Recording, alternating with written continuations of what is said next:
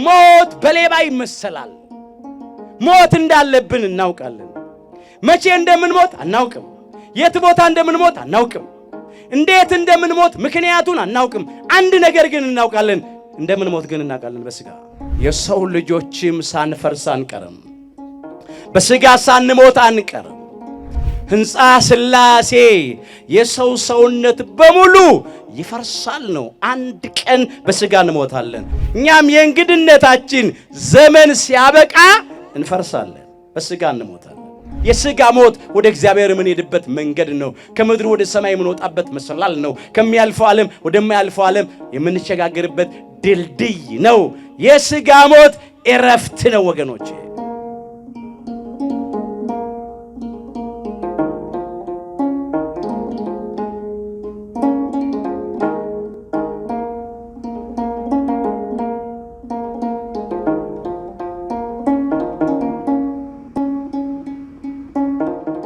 የመምጣትህና የዓለም መጨረሻ ምልክቱስ ምንድነው?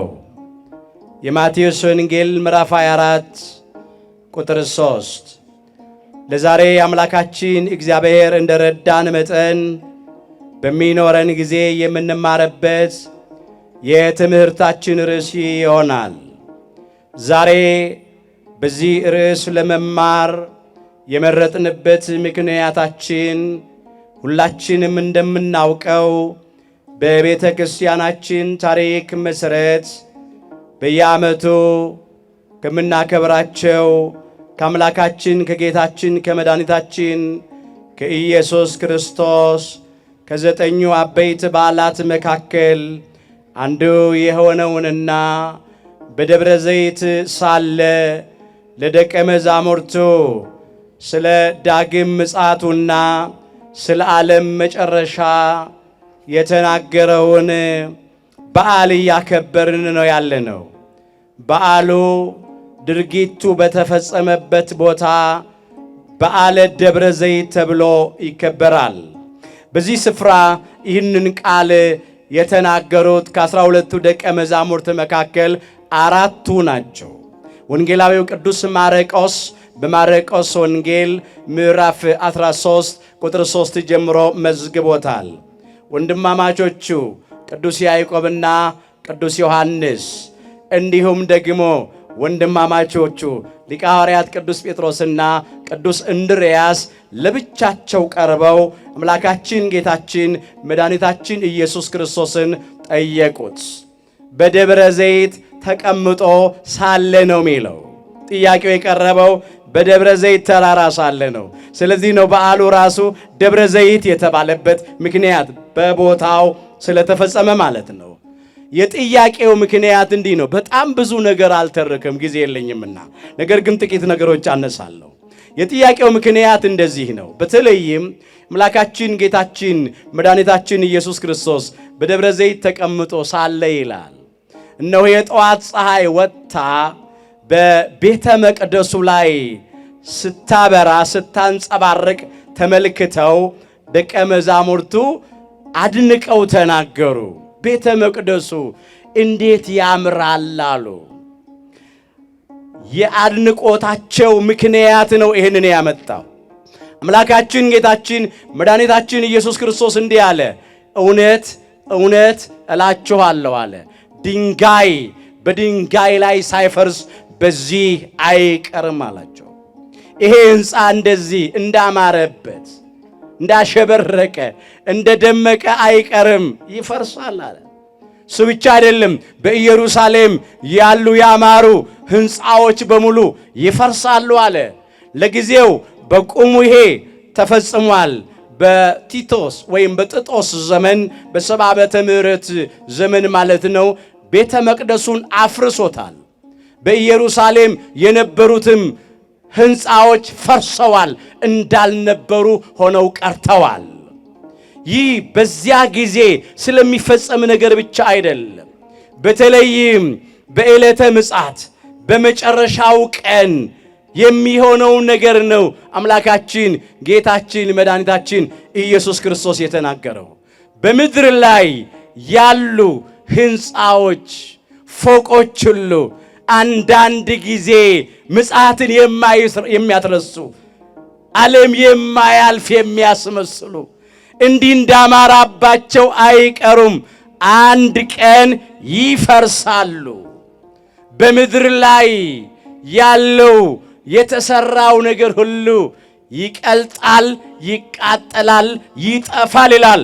የዕለቱ አንዱ መልእክት ክፍል ነው። በንፍቁ ዲያቆን የተነበበ ሁለተኛ ጴጥሮስ ምዕራፍ 3 ቁጥር 10 ላይ መመልከት ትችላላችሁ። አዎ ሰማይና ምድርም ስለሚያልፉ በምድር ያሉ የተሰሩት ሕንፃዎች በሙሉ ይፈርሳሉ፣ ይቃጠላሉ። እንኳን በዕለተ ምጽአት በፍርድ ቀን ቀርቶ ዛሬም በልዩ ልዩ ምክንያት በሰው ሰራሽ አደጋም ይሁን በተፈጥሮ አደጋም ቢሆን ሲፈርሱ አይተናል። ለጊዜው በቆሙ ስለ ሕንፃ፣ ስለ ግንብ፣ ስለ ፎቅ የተነገረ ነው። ስለ እሱ ብቻ ግን አይደለም። ድንጋይ በድንጋይ ላይ ሳይፈርስ በዚህ አይቀርም አለ። የሰው ልጆችም ሳንፈርስ አንቀርም፣ በሥጋ ሳንሞት አንቀርም። በዚያ ዘመን እስራኤላውያን ተማምለው ደሙ በእኛና በልጆቻችን ላይ ይሁን ብለው ክርስቶስን በግፍ ሰቅለው ስለገደሉ የነሱም ደም ፈሷል። ጥጦስ ተነስቶ ቤተ መቅደሱን ብቻ አይደለም ያፈረሰው፣ ሕንፃ ሥላሴ የሰው ሰውነትንም አፍርሷል። ከእስራኤላውያን የብዙ ደም ፈሷል። እሱ ብቻ ግን አይደለም። ከዚያም በኋላ እነ ሂትለር ተነስተው ወደ 6 ሚሊዮን የሚቆጠሩ አይሁዳውያንን ጨርሰዋል። ዛሬም ቢሆን ብዙዎች እያለቁ ነው። ይህ ለነሱ ብቻ ግን አይደለም። ሕንፃ ሥላሴ የሰው ሰውነት በሙሉ ይፈርሳል ነው። አንድ ቀን በሥጋ እንሞታለን። እስቲ በሉ ከኔ ጋራ የእግዚአብሔር በሉ ሕንፃ ናችሁ።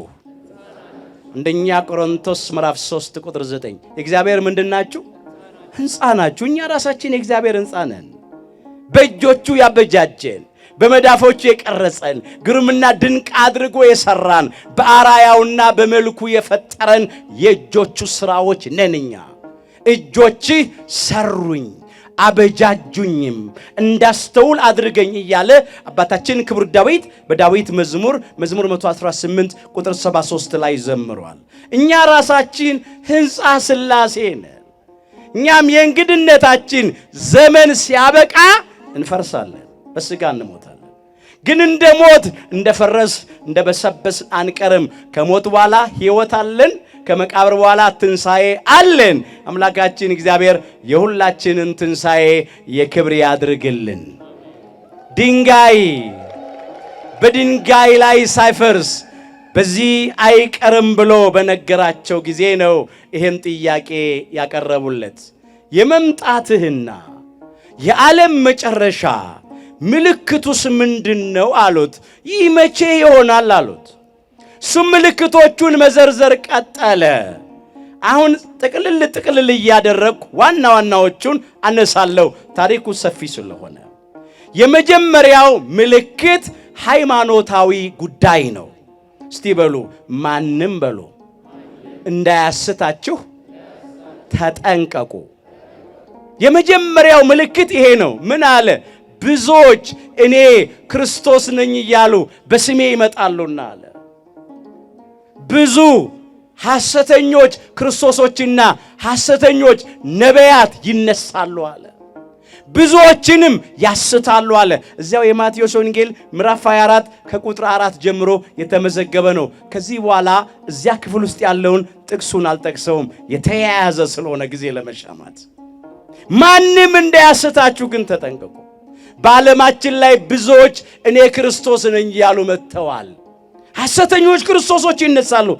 እነኚህ ሁሉ የአውሬው መንገድ ጠራጊዎች ናቸው። የዲያብሎስ መልእክተኞች ናቸው። የሐሳዊው መሲህ የሐሰተኛው ክርስቶስ መልእክተኞችና መንገድ ጠራጊዎች ናቸው። ሐሰተኞች ነቢያት ይነሳሉ አለ። እየሰማን እያየን ነው። ኤልያስ ነኝ ብሎ የመጣለ እዚህ ሀገራችን ኢትዮጵያ ውስጥ ምን ይሄ ብቻ ድንግል ማርያም ነኝ ብላ የመጣቻለች እንዴ? አላያችኋትም? አልሰማችኋትም? በቃ እንዳይደንቃችሁ። አሁን ነብይ ገሌ ነኝ የሚሉ ሐዋርያ ነኝ የሚሉ ሐሰተኞች ተጠራጣሪዎች፣ ከሃዲዎች፣ ሳይላኩ ተልከናል፣ ሳይማሩ ተምረናል የሚሉ ሰዎች መጥተዋል። ቢቻላቸውስ እንኳ ይላል አይቻላቸውም እንጂ ሲል ነው። የተመረጡትን እንኳን እስኪያስቱ ድረስ ታላላቅ ድንቅ ተአምራት ምልክት ያሳያሉ ይላል። በምትሃት ነው፣ በርኩስ መንፈስ በሰይጣን ዲያብሎስ እየተመሩ ነው። እናንተ ግን ማንም እንዳያስታችሁ ተጠንቀቁ። ትንቢቱ ይፈጸም ዘንድ ግድ ነው። ምሳሌው ይደርስ ዘንድ ግድ ነው። እግዚአብሔር ላይ ያደርግ አይናገርም፣ ከተናገረ ያደርጋል። ቃሉ በምድር ላይ አይወድቅም፣ ሐሰት ለባህሪው አይስማማውም። ከኛ የሚጠበቀው ትንቢቱ እንዳይፈጸምብን መጠንቀቅ ነው። ሐሰተኞች በየመንደሩ መጥተዋል። መጽሐፍ ቅዱሱን ይዘውታል፣ እያጣመሙን የሚተረጉሙ ስሙን ይጠራሉ፣ ሐሰተኞች ናቸው።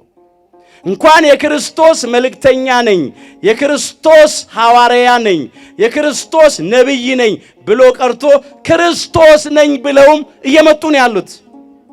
እኛ ግን ይሄንን ስናይ አንደኛው ምልክት ተፈጸመ ማለት ነው ብለን ራሳችንን መጠበቅ ነው።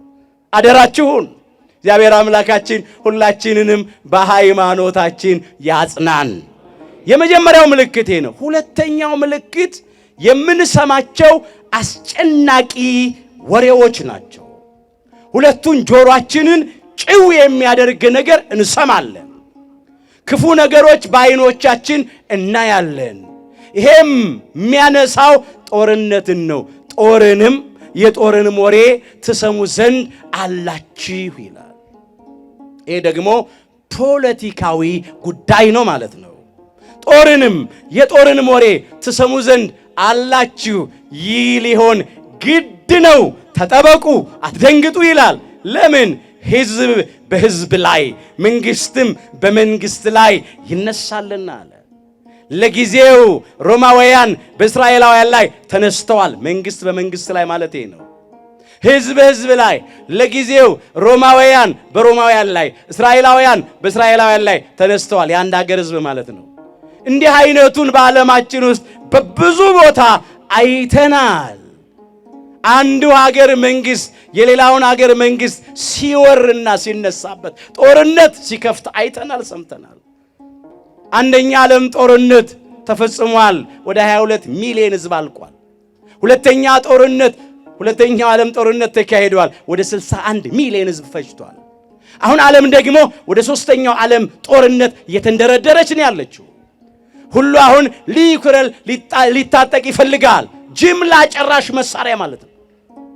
ትውልዱን ከረሃብ ለማጥገብ አይደለም፣ የታረዘውን ለማልበስ አይደለም፣ ትውልዱን ከመከራ ከችግር ለማውጣት አይደለም፣ በጅምላ ለመጨረስ ነው። ዛሬም በሀገራችን በኢትዮጵያም እኮ የእርስ በርስ ጦርነት አይተናል እኮ። ህዝብ በህዝብ ላይ ተነስቶ ከ1 ሚሊዮን ህዝብ ላይ አላለቀም እንዴ? የዛሬ ዓመት የዛሬ 2 ዓመት ታሪክ እኮ ነው፣ ሩቅ እኮ አይደለም። እርስ በርስ እየተባላን፣ እርስ በርስ እየተጣላን፣ እርስ በርስ እየተለያየን፣ አንዳንዶች ለሚጠፋ ብር ብለው፣ ለሚፈነግል ወንበር ብለው፣ ለሚቀር ምድራዊ ክብር ብለው የዋሆቹ ምስኪኖቹ በግፍ አለቁ። ህዝብ በህዝብ ላይ ይነሳል ማለት ይሄ ነው።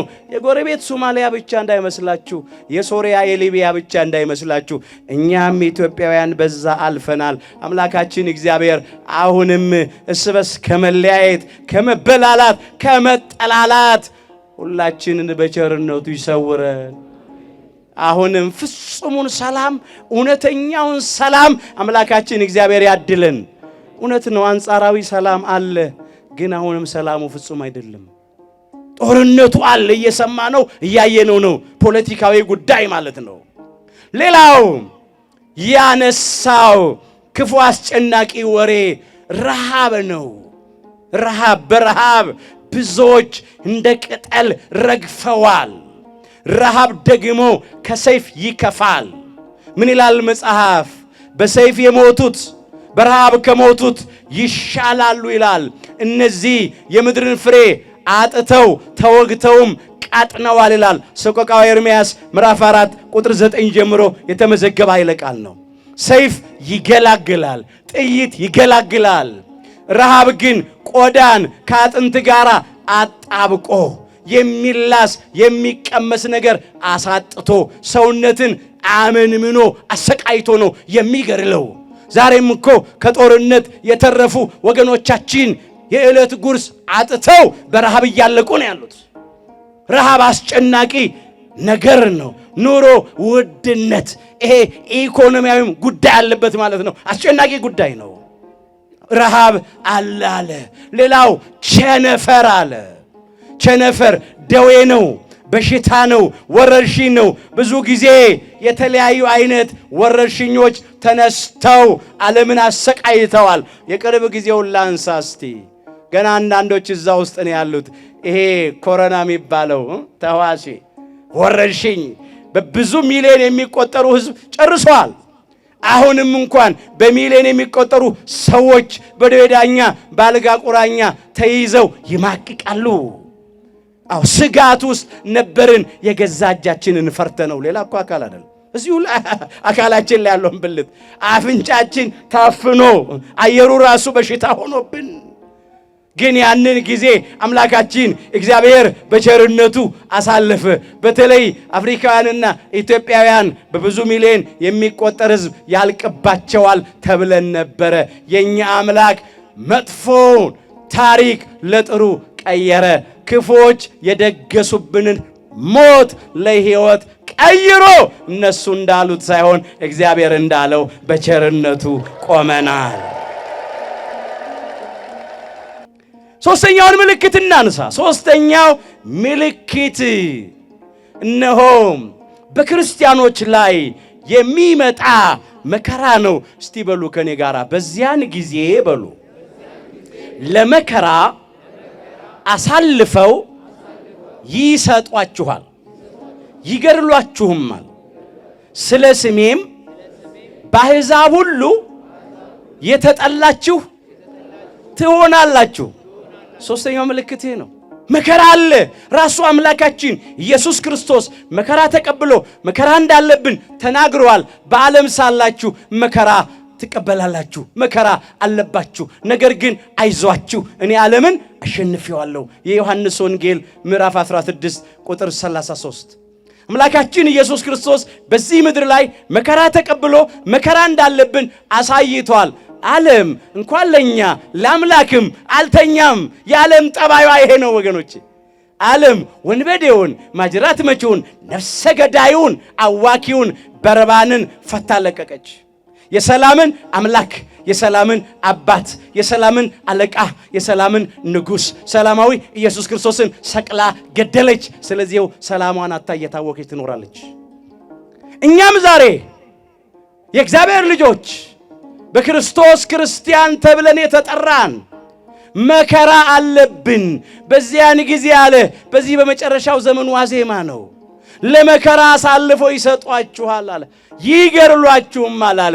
በምን ምክንያት? ስለ ስሜን ያለው በስሙ ስላመንን፣ በስሙ ስለተጠራን፣ በስሙ ስለምንሰበሰብ፣ በስሙ ስለምንመሰክር፣ በስሙ እውነት ስለምንናገር፣ እንደ እግዚአብሔር ቸርነት ስለ ስሙ ጽድቅ ለማድረግ ስለምንፍጨረጨር እንደ ወንጀለኛ ተቆጥረን ለመከራ ታልፈን እንሰጣለን።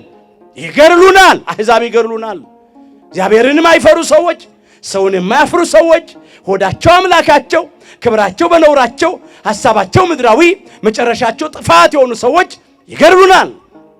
ሰው ነው ተፈጥረው እንደ እንስሳት የሚኖሩ ሆዳቸውን የሚያመልኩ፣ ሰው ነው ተፈጥረው እንደ አውሬ የሚኖሩ ጨካኞች፣ አንዳንዶቹ እንደውም ከአውሬ የከፉ ናቸው።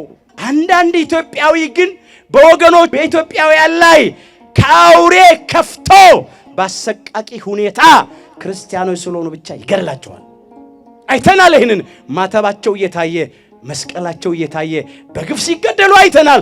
ካህናቱ፣ ዲያቆናቱ፣ አገልጋዮቹ በቤተ መቅደስ ውስጥ በግፍ ደማቸው ሲፈስ እኮ አይተናል። ምእመናት ለአምልኮቱ ሲንበረከኩ፣ ለክብሩ ሲዘምሩ፣ ለጸሎት ተሰብስበው እግዚአብሔርን እያመሰገኑ ሳሉ ባዶ እጃቸውን ሆነው በመሳሪያ ሲገደሉ አይተናል። በድንጋይ ሲወገሩ፣ በዱላ ሲደበደቡ አይተናል። እኔ እኮ መጽሐፍ ጠቅሼ ከምነግራችሁ በላይ ዘመኑ ራሱ ይናገራል እኮ። እግዚአብሔር አምላካችን ሰው ሆነው ተፈጥረው ከአራዊት ከፍተው ከሚኖሩት ሁላችንን ያድነን። በሃይማኖት የምትገዛልህን ለአምልኮት የምትንበረከክልን ሰውነት ወይም ነፍስ በምግባር የምትታዘዝልህን ፈቃድን የምትፈጽምልህን እንደ ቃል የምትኖረውን ሰውነት ለአራዊት አትስጣት፣ ለዲያብሎስና ለሰራዊቱ አትስጣት። ለዲያብሎስና ለሰራዊቱ ማደሪያዎች፣ ለኢአማንያን፣ ለአረማውያን፣ ለጨካኞች፣ ለነፍሰ ገዳዮች፣ በንጹሃን ደም ለሚታጠቡ አሳልፋ አትስጣት። የችግረኞችንም ነፍስ ለዘወትር አትርሳ እያለን የዘመረው አሁንም አምላካችን እግዚአብሔር እኛን ልጆቹን ለአራዊት አሳልፎ አይስጠን። በገዛ ሀገራችን ስደተኞች ነን ክርስቲያኖች። የፈተና ጊዜ ነው፣ የመከራ ጊዜ ነው። እንዳይደንቃችሁ እኛ ከመከራ በኋላ ክብር አለን፣ ከፈተና በኋላ ዋጋ አለን። በስጋ ብንሞት በነፍስ አንሞትም። አንድ ጊዜ ብንሞት ሁለተኛ አንሞትም። ሃይማኖታችንን ካጸናን፣ ምግባራችንን ካቀናን፣ ለንስሐ የሚገባ ፍሬ ካፈራን የስጋ ሞት ወደ እግዚአብሔር የምንሄድበት መንገድ ነው። ከምድር ወደ ሰማይ የምንወጣበት መሰላል ነው። ከሚያልፈው ዓለም ወደማያልፈው ዓለም የምንሸጋገርበት ድልድይ ነው። የስጋ ሞት እረፍት ነው ወገኖቼ።